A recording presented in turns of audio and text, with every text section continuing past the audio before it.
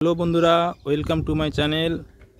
যে সমস্ত বন্ধুরা ক্লার্কশিপ পরীক্ষার প্রিলিমিনারি বসতে চলেছেন তাদের জন্য গুরুত্বপূর্ণ কারেন্ট অ্যাফেয়ার্সের আপডেট নিয়ে আমি উপস্থিত হয়েছি।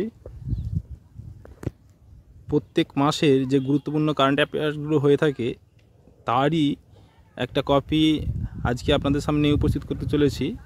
দেখতে পাচ্ছেন কারেন্ট অ্যাফেয়ার্স 2024 জানুয়ারির। কারণ আমরা প্রত্যেকেই দেখেছি যে কোনো পরীক্ষার শেষ এক বছরের কারেন্ট অ্যাফেয়ার্স সাধারণত প্রশ্ন করা হয়ে থাকে। তো আমরা এখন বিশেষ করে জোর দেবো এই সালটার উপরেই, তাই জানুয়ারি থেকেই শুরু করেছি। জানুয়ারি থেকে আপ টু সেপ্টেম্বর অক্টোবর পর্যন্ত কারেন্ট অ্যাফেয়ার্সগুলোকে আলোচনা করব। সামনে দেখতে পাচ্ছেন কারেন্ট অ্যাফেয়ার্সের বিভিন্ন বিষয়গুলোকে আলাদা করে তার উপরে কী কী কোশ্চেন হতে পারে সেই নিয়ে আজকের এই আলোচনা। তো এখানে মোটামুটি 79টার মতন কোশ্চেন রয়েছে, যে কোশ্চেনগুলো পুরো সিলেক্টেড করা রয়েছে, একদম বিভিন্ন পরীক্ষার জন্য খুবই ইম্পর্টেন্ট। আপনারা যখন এইগুলো পড়বেন বা দেখবেন বুঝতে পারবেন। চলুন শুরু করা যাক। প্রথমে যে বিষয়টি রয়েছে সেটা হচ্ছে দিবস। গুরুত্বপূর্ণ যে সমস্ত দিনগুলি রয়েছে তার মধ্যে থেকে জানুয়ারিতে দেখতে পাচ্ছেন প্রবাসী ভারতীয় দিবস 9 জানুয়ারি, তারপর বিশ্ব হিন্দি দিবস 10ই জানুয়ারি। বিশ্ব হিন্দি দিবসের থিম করা হয়েছে Hindi bridging traditional knowledge and artificial intelligence. ভারতীয় ভোটার দিবস 25শে জানুয়ারি, থিম আছে nothing like voting, I vote for sure. এই তিনটেই ছিল। তারপরে আছে দেখতে পাচ্ছেন নিয়োগ, দেখতে পাচ্ছেন পুরস্কার। 4 নম্বরে হচ্ছে পুবিতি male athlete of the year award 2023 পেয়েছেন বিরাট কোহলি। 2024-এ অস্কারের জন্য মনোনীত ফিল্ম হলো 12th ফেল মুভি, খুবই ইন্টারেস্টিং মুভি একটা। ভারতের সবচেয়ে পরিষ্কার পরিচ্ছন্ন শহর 2023-এর ইন্দোর ও সুরাট যৌথভাবে পেয়েছে। ক্লিনেস্ট গঙ্গা টাউন্স অ্যাওয়ার্ড জিতল বারাণসী। 8-এ দেখতে পাচ্ছেন best FIFA men's player for 2023 জিতল লিওনেল মেসি, আর্জেন্টিনার খেলোয়াড়। Best FIFA women's player of 2023 জিতল Aitana Bonmati. Best airport award 2023-এর জিতল বেঙ্গালুরু দিল্লি এয়ারপোর্ট যৌথভাবে। মরণোত্তর ভারতরত্ন পুরস্কার পেলেন বিহারের প্রাক্তন মুখ্যমন্ত্রী কর্পূরী ঠাকুর। খুবই গুরুত্বপূর্ণ কোশ্চেন একটা। তারপরে আছে 69তম ফিল্মফেয়ার অ্যাওয়ার্ডে সেরা অভিনেতা ও অভিনেত্রী হলেন রণবীর কাপুর অভিনেতা, আলিয়া ভাট অভিনেত্রী। ইন্ডেক্সে ক্যান্সারে মৃত্যুর তালিকায় ভারতের স্থান 2য়। খুবই গুরুত্বপূর্ণ ইম্পর্টেন্ট কোশ্চেন একটা। ভারতের সবচেয়ে নোংরা শহরের তকমা পেল পশ্চিমবঙ্গের হাওড়া শহর। হেনলি পাসপোর্ট ইন্ডেক্স 2024 ভারতের স্থান 80তম। 16 নম্বর কোশ্চেনের 2024-এর মিলিটারি স্ট্রেংথ র্যাঙ্কিংয়ে ভারতের স্থান 4র্থ, প্রথমে আছে আমেরিকা। ফোর্বস গোল্ড রিজার্ভ র্যাঙ্কিংয়ে ভারত 9ম স্থানে রয়েছে। এরপর দেখতে পাচ্ছেন নির্বাচন ও পদত্যাগ। ফ্রান্সের কনিষ্ঠতম প্রধানমন্ত্রী নির্বাচিত হলেন গ্যাব্রিয়েল অ্যাটাল। ভারতের প্রতিবেশী রাষ্ট্র ভুটান প্রধানমন্ত্রী নির্বাচিত হলেন শেরিং টবগে। এটা খুবই গুরুত্বপূর্ণ কোশ্চেন যেহেতু ভারতের প্রতিবেশী রাষ্ট্র।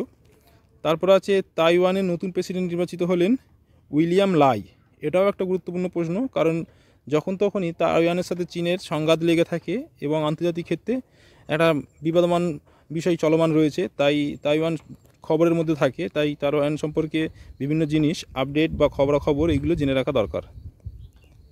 খেলাধুলাতে দেখতে পাচ্ছেন 2023-এর ফাইড ওয়ার্ল্ড র্যাপিড চ্যাম্পিয়নশিপ, এটা হচ্ছে দাবা খেলার। এখানে জিতলেন নরওয়ের দাবাড়ু ম্যাগনাস কার্লসেন। ইন্ডিয়ান অলিম্পিক অ্যাসোসিয়েশনের নিউ সিইও রঘুরাম আয়ার, এটাও খুবই গুরুত্বপূর্ণ। আন্তর্জাতিক টি20 ক্রিকেটে 150টি ম্যাচ খেলা খেলোয়াড় হলেন প্রথম রোহিত শর্মা। আন্তর্জাতিক টি20 ক্রিকেটে সবচেয়ে বেশি শতরানকারী খেলোয়াড় হলেন রোহিত শর্মা। দুটো কোশ্চেনই খুবই ইম্পর্টেন্ট। সবচেয়ে বেশি বয়সী টেনিস খেলোয়াড় হিসাবে গ্র্যান্ড স্ল্যাম জিতলেন Rohan Bopanna. Very very important question. 2027 সালের ওয়ার্ল্ড টেস্ট চ্যাম্পিয়নশিপ আয়োজক দেশ ইংল্যান্ড। সামরিক মহড়া ডেজার্ট সাইক্লোন 2024 সামরিক মহড়া ভারত ও সংযুক্ত আরব আমিরাত, যেটা শর্টে দেওয়া আছে UAE এর মধ্যে। মিলন 2024 মহড়া ভারতীয় নেভির দ্বারা পরিচালিত, এটা বিশাখাপত্তনমে অনুষ্ঠিত হয়। খঞ্জর মহড়া ভারত ও কিরগিজস্তান। এরপর আছে সাইক্লোন মহড়া, খুবই ইম্পর্টেন্ট কোশ্চেন, কারণ সাইক্লোন নামটা কিন্তু ঝড়ের সাথে বেশি দেখা হয়। তো সাইক্লোন মহড়া ইজিপ্ট ও ভারতের মধ্যে মহড়া, সামরিক মহড়া। এরপর রয়েছে 31 নম্বরে এক্সারসাইজ ডেজার্ট নাইট মহড়া, এটা আছে 3টি দেশের UAE, ফ্রান্স ও ভারতীয় বায়ুসেনার মহড়া। সদা তানসিক মহড়া ভারত ও সৌদি আরবের মধ্যে। এরপর দেখতে পাওয়া যাচ্ছেন বই ও লেখক 4 stars of destiny an autobiography, এটা লিখেছেন ভারতের স্থলবাহিনীর প্রধান Manoj Mukund Naravane. Gandhi a life in 3 campaigns লিখেছেন MA আকবর।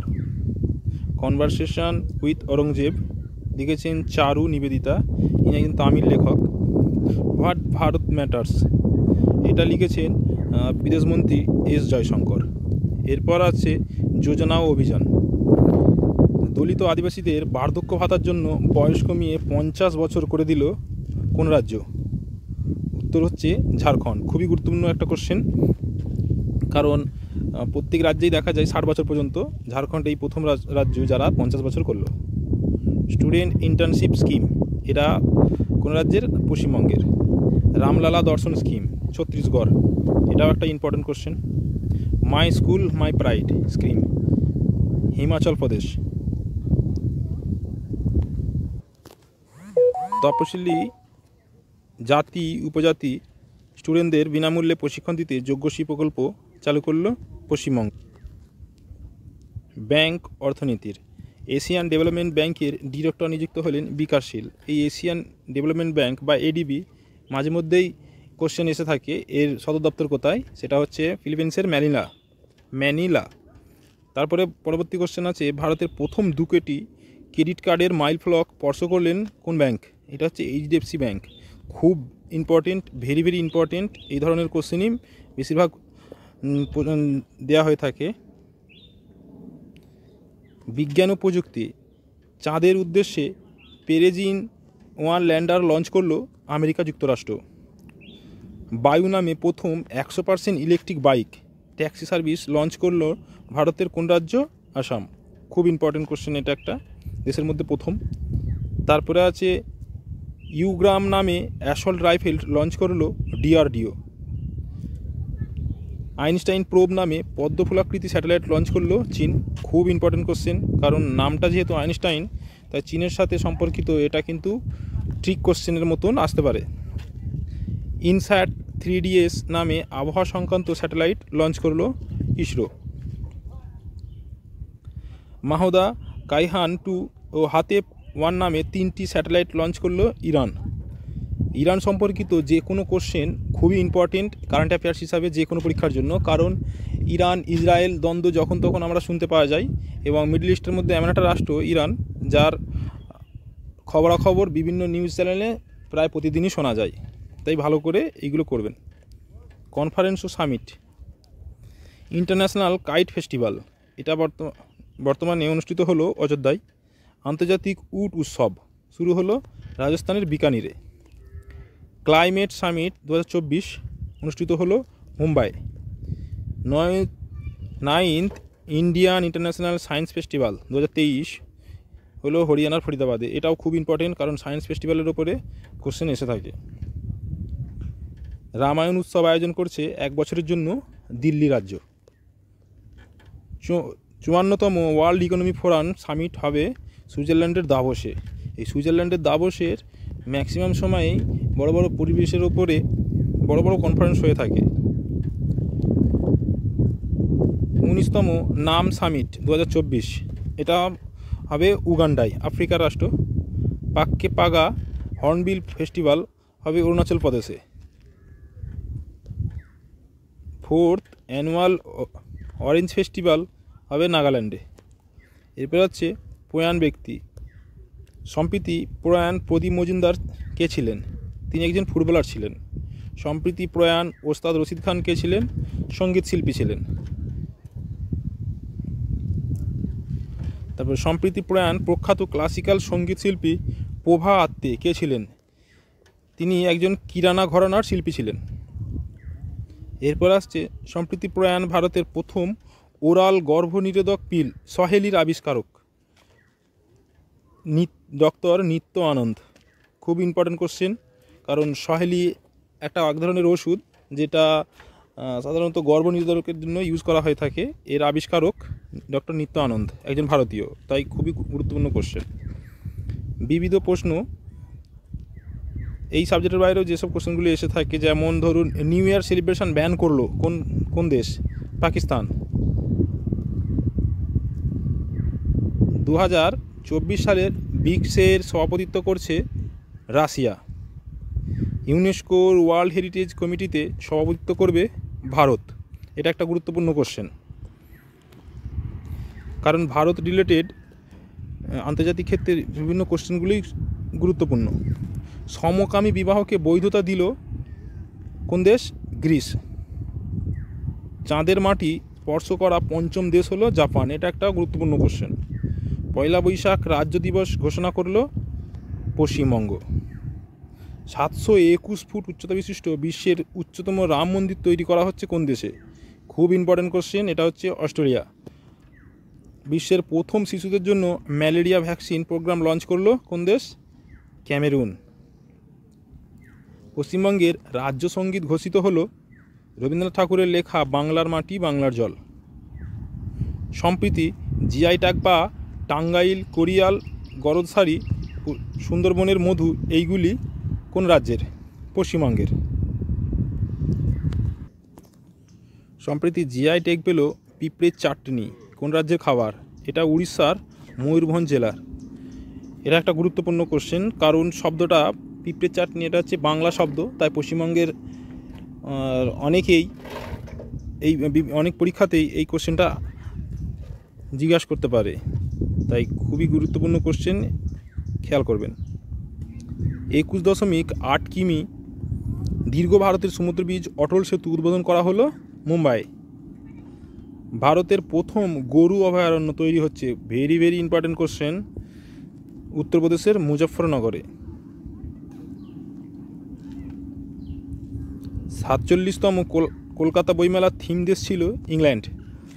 এটা অনেক সময় যুক্তরাজ্য বলেও হিসেব পড়তে পারে, তাই এটাও একটা খুবই গুরুত্বপূর্ণ কোশ্চেন। সম্প্রতি জিআই ট্যাগ পেল হনুমান গারোহি লাড্ডু। খুব ইম্পর্টেন্ট কোশ্চেন, কোন রাজ্যের খাবার এটা? উত্তরপ্রদেশের অযোধ্যার। এখানে লেখা হয়েছে রাজ্যের, জায়গা হলে ভালো হতো, কোশ্চেনটা একটু মিস্টেক হয়েছে, তাই উত্তরপ্রদেশের অযোধ্যার। সম্প্রতি জিআই ট্যাগ পেল খারিক জেম নামক খেজুর কোন রাজ্যের খাবার? এটা গুজরাটের। তারপরে শেষ 75তম প্রজাতন্ত্র দিবসের প্রধান অতিথি ছিলেন ফ্রান্সের প্রেসিডেন্ট ইমানুয়েল ম্যাক্রো। এটাই হচ্ছে শেষ কোশ্চেন। 79টা কোশ্চেন, এই 79টা কোশ্চেন এই প্রত্যেকটাই বাছাই করা কোশ্চেন, এবং যে কোনো পরীক্ষার জন্য আপনারা এই ধরনের কোশ্চেনগুলো পড়তে পারেন, এবং আশা করি আপনাদের এখান থেকে যদি লাগ ভালো থাকে এসে যেতে। তো বন্ধুরা, আমার এই ছোট্ট প্রয়াস আপনাদের কেমন লেগেছে, এবং এর মধ্যে কোথাও ভুল ত্রুটি বা কোনো সংযোজন থাকলে অবশ্যই কমেন্ট করে জানাবেন। আর যদি ভালো লাগে আমার চ্যানেলটা সাবস্ক্রাইব দিয়ে যাবেন এবং একটা লাইক দিয়ে যাবেন। ধন্যবাদ।